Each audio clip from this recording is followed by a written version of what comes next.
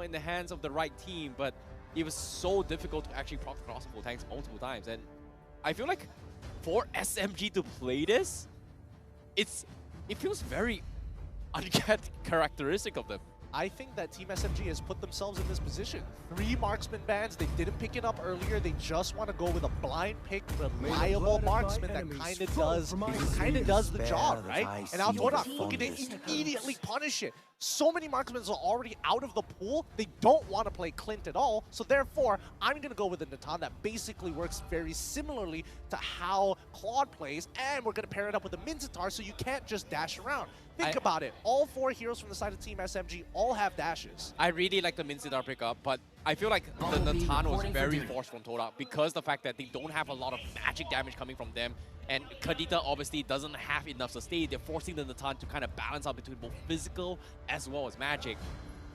I like the adaptation, not a big fan of it, but SMG definitely feels like they have the safer pickup because this time they're bringing in the X-Sport, and this time it is going to be playing on the XP lane. Yep, I respect it a lot. Team SMG were prepared for the Martis EXP coming out from Momo. They didn't lock in Paquito for him to lose that early game, so instead they gave him the X-Borg to make sure that he could survive at the very least. Wait, did I hear you right and see you right? It is the Martis XP. So this is a Natan jungle? What? Yeah, this is a Natan jungle coming in from rival side, right? It's going to be the gold lane Minzatar coming in from Chiku guys to try and look for a punishment, potentially to set up a kill down by bot side at level 4. Okay. Todak bringing in the element of surprise. A brand new season, something off the books, something new. But can they take that win? The mission, the success to head towards M5 is going to be the goal between both this team, arguably the 2 strongest team from the previous season. Now, duking it out in game number 3 to settle the score, and who takes the first series of MPL MY Season 12? Is it going to be Todak? Is it going to be SMG? We shall see as we head in towards the Land of Dawn very, very moment shortly. You know, I've been very happy with the new additions for both Todak and as well as Team SMG. Obviously, you don't expect Martisi to be popping off super, super hard, but he's doing his job. And now that he's going to be on this Kadita, a play-making sort of mage, especially in the mid lane, you're going to have a lot of influence across that map. If Martisi, if there's a time to prove himself, now would be the time. He's got all the right conditions for it. Well, that's something I'm looking forward to as well, because he is going to be looking to play catch up in this position, because we've seen a lot of Valentino plays very, very mobile, but playing a Kadita means that he needs to be very precise in his catches, and so far we don't see Purify adaptations coming from SMG at all, except for the 1-1s inbuilt. Yeah, with 1-1s, I mean, somebody's going to get caught. Somebody from the side of Team SMG will get caught as we roll in towards the game side. We got Todak on the blue side, Team SMG on the red. Well, time to settle the score. And in this case, right from the get-go, Miko is going to take a lot of damage from Yumes as well as Martisi. This Edith not going to have a very, very good time from the starting of this fight. Meanwhile, it's, again, mid lane pressure all the way through. Yep, mid lane controls the rest of the map here. It's a really good trade on towards Stormy. Gonna chunk him out for 50% of his HP. Now, looking at both side lanes here, it's going to be a little rough down by bot side. I'm not gonna lie. Like, you guys, he's gonna take a bit of damage until he gets all of his abilities back up. But in the meantime, all he has to do is just wait for the waves to crash into him, and Sasa just has to freeze him outside of it. You know, gold lane Minzatar against a 1-1. I don't think Minzatar is going to win that lane at all. Unless he's like, what, level 4, gets a very sick hook onto Sasa and chunks in out from the lane. I totally agree with you. I think he needs to land the hook if he wants to get anywhere close, or at the very least, Sasa makes it like a significant mistake. But looking at top side, Smooth is having the time of his life. Last time, it was Paquito against Benedetta. Every single time he uses for an eye, you just see an all-in from this Paquito to just stack up that damage. And it feels like you can't run away, especially with the Quantum Charge, right? Now, it's the opposite, where he's just getting shredded down by the flames, and most importantly, the true damage that it brings along with it. Oh boy, Rival is taking a little bit too much damage. Ooh, he manages to get out with his ult. So that's going to be a little bit of safety net, but Team SMG, they're looking a little bit more angsty now, a little bit more decisive with his plays now. I agree, but also I'm a little concerned because Todak's biggest fault. Oh my goodness. Oh. What? Yeah. How did that happen? Marchese set it up for him. I mean, he came in petrified and then let Momo do the rest at level 4. A little, I'm not gonna lie, very unlucky for Smooth. He not only doesn't have the flicker, he's only running sprint, so he had literally no time to react to it. Yeah, that's a little bit unfortunate, but now the turtle skirmish comes in. The turtle will be resetted by Yulbs. He's trying to prolong the fight. Saksa looking for the Braze Out Trap! Connects on 3, but Martese dodges it with the out here. So that's going to be Todak going for the reset. But SMG gets full control of this turtle. So Todak, they will lose this trade. Absolutely, and that's why people don't like dealing with this Frederick. As much damage as you put into him, he can just dish it right back at you. And after that, with the amount of gray health he actually has, he can come back and take more punishment now. This is where it gets dangerous. The invade. Yeah, indeed. But at the same time, Swoop, he does have some Firaga armor. Momo looking to back off. Stormy looking to try and re-engage it. They will get the kill. The decimation comes in. They get the kill. Very nicely done from SMG. Very nicely done. In a matter of fact, I think it's actually pretty smart that Stormy actually went for the preemptive the preemptive flicker, knowing that he could trade the flicker against Momo, and he already used it early on. So great punish for the side of Team SMG. Agreed. But meanwhile, Todak, they have to take a little bit more backseat here, but because as of now, it feels like Rival hasn't been able to be put in a position to kind of contribute his fights, whereas Saksa with this Frederick can just say like, hey, you know what? I'm walking up in your face, and there's nothing you can do about it.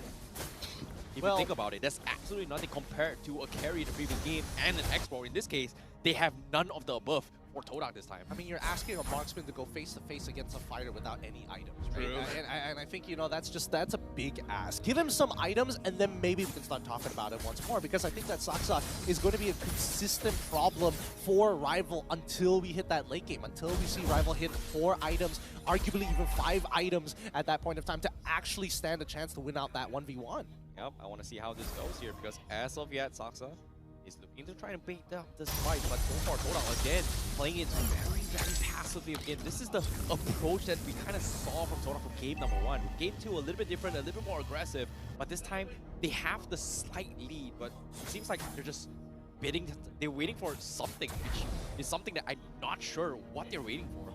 I mean, they're waiting for the next objective. It's the only time where Todak actually comes together and starts to clump up. They know that Chiku Guys is going to be stuck in this lane, and as long as Chiku Guys is still down by that bot side, fighting for neutrals is a lot easier for Team SMG. They just want to play a traditional front-to-back. Wouldn't you say having Chiku in the fights is so much better compared to having Rival? Wouldn't it, like, would you say that they should swap lanes or something like that? Because as of now, hold that thought, because SMG, they force the fight, Rival secures the turtle, but the rough waves coming from Martese isolates them, but gets picked off instead, so he will be the casualty from Todak. Lots and lots of CC from the side of Team SMG, sticky like tape, making sure that nobody escapes. Oh wait, hold on. Momo taking a little bit too much damage. Miko disengagements is out, and he will cancel it again by Chiku. For the fight, here comes the King's Calling. He's going to go for the stuns as well. Miko, he cannot get out, and he's going to die to this. Very, very nice pickoff from Chiku. Very good play. He didn't immediately look to punish his opponent. He was looking to take his sweet time in case Sasaj reveals himself. Great discipline. Skill discipline for the side of Todak. Oh no, but they don't have the ult, so they can't really dive him. Yeah, as long as they don't have that Mincetar's ult, I don't think they can actually make a clean dive. Yeah, they definitely need the King's Calling for this place. But at the same time, he forced out the Wave Dragon. You know, not exactly sure what, but he feels like he's just trying to man up and just scare him off. Meanwhile, Scoob having the time of his life, like almost half a level ahead in contrast to Momo right now on the top side. And Chiku, he just got his golden staff, so I'm guessing this is a full damage Mincetar, because right now, gets a nice hook. Sasa losing 10% of his health, but no fall off once again. Not easy. Not going to be able to, it's just not worth it to catch on the Frederick right now. Yeah, it really isn't worth it. They're not able to translate it into anything. The entirety of Team SMG's jungle has been cleared out as well, and Todak, they still have some housekeeping to do on their side lanes as well as their own jungle, so they have bigger priorities to actually worry about.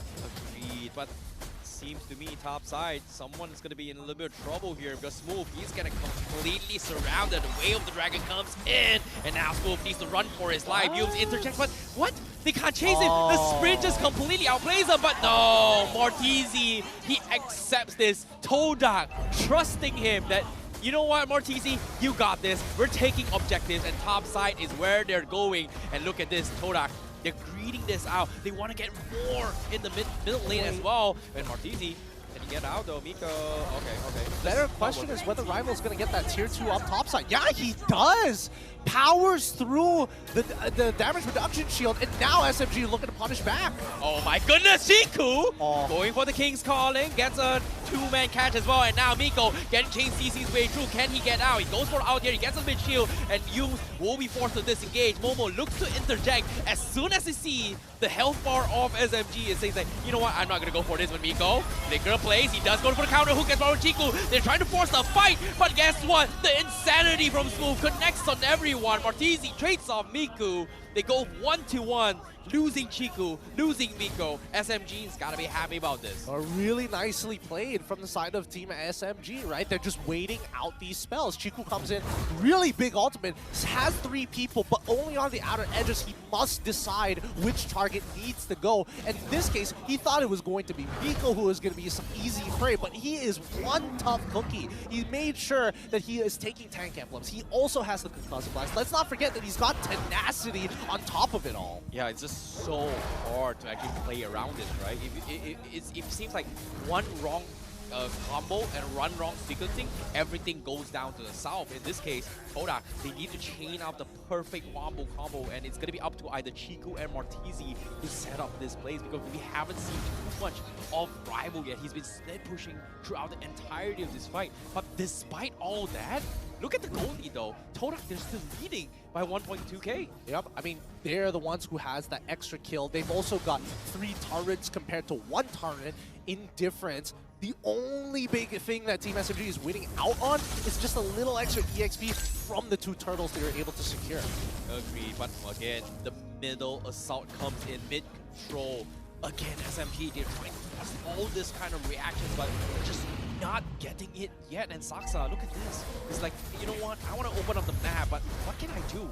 Because as of now, Todak, they're just dodging every single fight. But now Martizi goes for the rough waves, forced to disengage, and Chiku, he's in isolated ground. The King's Calling comes in, he pulls on 2, but where's the rest of Todak? He's left abandoned, and Rival, he gets picked off on the side as well. Chiku will fall. Rival getting completely bullied out by Stormy and Smooth, and now the Lord's gonna be out for grabs. Yumes and Momo goes in for the fight, but SMG, they're still holding strong. Smooth, he needs to get out, but he is poking their way through, and Todak, they can't catch both Stormy and Smooth at all. Really great movement coming in from both Stormy as well as Smooth, making sure that they're keeping on tip-top shape when it comes down to the micro mechanics. Stormy especially, like on this Valentina, he feels like he's got like 6 dashes, or his dashes have some extra range. But let's have a look at the items so far. What's their current progress with this board pushing in the favor of Team SMG? First of all, we've got 3 items already completed by Sasa.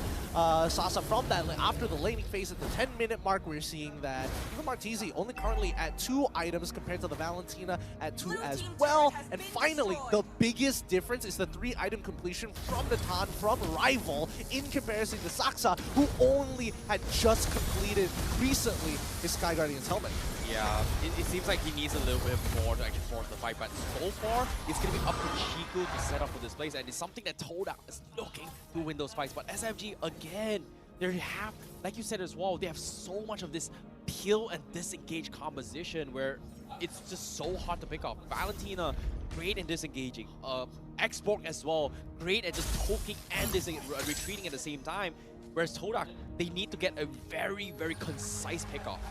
Well, I think that Todak wants to just stagger their engages, right? They want to kind of, I wouldn't want to say go in one by one, but they kind of have to layer it, right? Team SMG, they go for that hard engage. They want a team fight as 5, but Todak just needs to, the members who get caught need to just kind of buy a little bit of time to pull Team SMG into a position where Martizi can get some real value. Chiku guys can get some especially good value, right? So Momo is going to be that guy. He can kind of clump everybody together. Yumes, if you're standing together, even better for me. Agreed. But in this case, he's taking a little bit of meter here. Martizi, they were trying to bait out reactions coming from SMG, but they have passive abilities to sustain for this fight. So nothing worth mentioning. Nothing worth fighting for right now, as they are gonna go for a lane check here, wait for the next objectives, and then go for this. But what are your thoughts on this matchup between Martizi as well as Stormy so far? You know, honestly, I think, Martizi, he's doing a pretty good job, right? Very standard job. We haven't seen anything, super outstanding from Martizi just yet. He definitely has the mechanics, but I'm not seeing that raw confidence just yet. That Todak style of attitude of, if I find the opportunity, I will kill you. So you're saying that to be part of the Todak, you gotta have a very, very strong attitude, huh? Is that what you're implying? You definitely have to have some kind of attitude. When you are part of this Todak lineup, everybody has an equal voice in these communications, right? Nobody is a singular shot caller. Everybody needs to kind of apply their ideas into the game. One person will make the final call, but everybody's ideas are kept in consideration. All right. I see where you're getting at. But as of now, Lord Control is in SMG's favor. Lanes are shoved towards the top side. They are going to send off Smooth to defend that from the side of SMG. But AI prediction says 50-50 from both sides. And Momo looking to interject. The Lord already down towards 30%. Miko in position. Guess what? They found Yumes. They are going to try and punish this. Sasa looking to proc for the crossbow tanks. We haven't seen that yet. And Martizi also going to be zoning off Stormy. It is still the dance around the Lord pit here. Momo also going to be baiting reactions. But guess what? SMG, they're setting up for the focus fire on towards Lord, but the concealed play comes in from Miko. They are looking for the catch. They find Chico. They're going to go try and burst it down. But here comes the collapse. And Todak, they will finish off Miko and expand. They trade off Chico, but at the same time, it's going to be all-out brawls. And SMG, it is a 3v3 insanity from Smooth. Will chip rival apart, but he gets a triple kill before he dies out, while SMG will finish him off. And now Momo needs to back off. Saksa looking really for the catch, but he will force to be flickered out. But SMG, they still have Lord Control. Okay, a 3-for-3 trade. Stormy actually blundering there for a moment. Not stealing away the King's Calling. Flickers in to try and do something about it, but then puts the King's Calling really far away from his opponents, while Chiku guys having the most amount of effect, costing some very important lives. Sasa being the big catch from the side of Todak. Agreed, but now Todak, they are going to try and force the issue. But Chico, the King's Calling, Insanity comes in, but it's not going to do too much. He still has a little bit more health and peel, but Todak, they do not have the tools to contest the Lord, and that's going to be Saksa securing it with the Retribution. This has got to be really frustrating for Todak. They had 3 members walk up, and all it took was just Smooth to walk up a little bit further and touch them even once with his abilities, and it was basically, wow, Martizi getting put down to like 10% of his HP. Rival struggling to find an angle inwards to this fight. And even Chico guys is like, well, I've committed my ult to this, but I can't seem to do any damage because he just heals it all back up. Yeah, it's so frustrating here, but at the same time, let's look at the items here as well. Coming from Rival, he's got the Feather, he's got the Glowing Wand, he's got the Golden Staff, a hybrid mixture between both physical and magic. But at this stage here, seeing that Team SMG's got 3 Radiant Armors, and I'm surprised Rival was able to get a triple kill despite that fight. It baffles me that Iltan might be doing a little bit more compared to what we expected in previous seasons. Considering the item changes, certain item changes, I wouldn't put it too far past him. I would like to have a look at his items later on. The fact that he has the Glowing Wand already giving him that extra movement speed and making sure that you can't just like try and clutch regen yourself out of tough situations, or if you're put down to 1 HP, he just needs to touch you just a little bit. That's all he needs, and he starts burning you away. Agreed. Now with the Lord knocking into the inhibitor, Todak still manages to defend this, but SMG, they just don't have a position to contest this as a 5v5 because of how the lanes are shoved. In this case, Todak, they're doing a fantastic job at doing that, but it feels like SMG, they're just waiting for Todak to make the mistakes once again. In this case, I guess they're waiting on Chiku having this very, very impulsive, aggressive nature to start a fight. Yeah, and more importantly, he has been finding a couple of good ults, but just a late follow-up from the rest of his team members. If they can all come in at the same time, I don't think Team SMG stands much of a chance. Well, except for Smooth, because he is wearing Faraga armor. But other than that, everybody else is very, very susceptible to this King's Calling. Agreed. I agree. Especially Sasa as well. And the moment you're in it, you're not going to be able to just walk out really, especially if Chiku is alive here. But at the same time, Sasa, he is going to slowly chip away and then hit the towers here. But hold on, once again, they're just playing it safe. Like, there's just nothing much here. And with the Lord push advantage, it feels like they barely got a lot of advantage from this fight. Of this trade, if you think about it. I mean, Todak was leading, so at least now that they have a very clean lead of their own, they could do something with it, right? But we're 16 minutes into the game and full builds are essential at this stage. We're seeing the dominance. Ice Beam finished it off by Saksa in this point of time, and 20 more seconds until they actually start fighting for this Lord. Just look at the waves right now. Team SMG, they made this mistake before of not actually, cleaning it up early on or setting it up to start building, because look at top side. Todak has a pushing wave on that top side. Bottom side, they're fixing it right now, knowing that this Luminous Lord is spawning. Oh boy. Seems like Todak, they are in position to try and contest this, but SMG, they're just, not in position though. Sasa's jumping on top lanes, but it seems like they're calling the cavalry here to try and defend this. But at the same time here, look at the damage being dished out by Todak. Backlines as well. Stormy still going for a couple of pokes. Miko looking for the catch. They found Chiku once again. They are going to collapse on him, but Chiku, he flickers out. Momo loses his immortality here, and he is going to back out, but the counter kick's going to save his life. Can he keep it alive? No, he cannot. Sasa will finish him off, and SMG will get a very, very nice pick. Meanwhile, Smooth, he's looking for a little bit more, but they just don't have the health to continue this fight. Oh, that was so very close. Martizi trying so hard to find that angle to get on in and go in with that rough waves. Gets a bit of a chunk, but still not enough to finish off any of the targets. The Radiant Armors is really starting to take effect here. Yeah, it's so annoying here, considering that the majority of damage coming from Dova is pretty much magic damage, except for both Chiku and Momo. And you can see that Chiku, he was trying his best to go for this spear to try and poke his way through, but even then, you are not going to be able to dish as much as we expect as a marksman in the late game. For sure, unless that maybe there's like crit healing, that would be pretty crazy, because he procs his crit on Vincent? Really? Yeah, imagine if he could every time he crits, there's a possibility that you could crit on the heal, because it's technically a quote-unquote on-hit effect. Fair enough. You stack it up and then boom, one fat heal. That'd be crazy. But other than that, I do think it was a very good idea from Todak. I don't know how they're going to replicate a situation like that again. If so, do they have enough to actually go for that big one-shot? I feel like Rival is in a position where he's like, okay, I'm probably going to get a Divine Glaive. Once I have that, what do I do? Where do I go from there, right? We're seeing that Martizi himself is also going for a Glowing Wand.